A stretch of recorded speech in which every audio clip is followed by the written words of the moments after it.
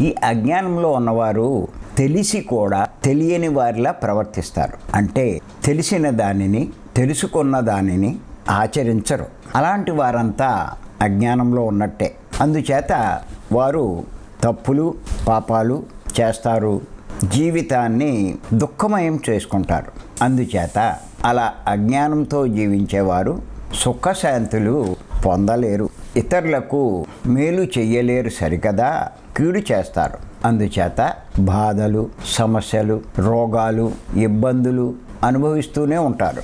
వీటి నుంచి బయటపడాలి అంటే అజ్ఞాన కారణాన్ని తెలుసుకుని దానిని నివారించుకొని జ్ఞానవంతులైతే ఈ సమస్త దుఃఖాల నుంచి శాశ్వతంగా బయటపడతారు. అందుకే నేను ఎవరు కనిపించినా, ఎవరితో మాట్లాడినా ఈ విషయమే చెప్తూ ఉంటాను. జ్ఞానాన్ని సంపాదించుకోండి అంటే అజ్ఞానాన్ని తొలగించుకోండి అని చెప్పడమే దాని అర్థం.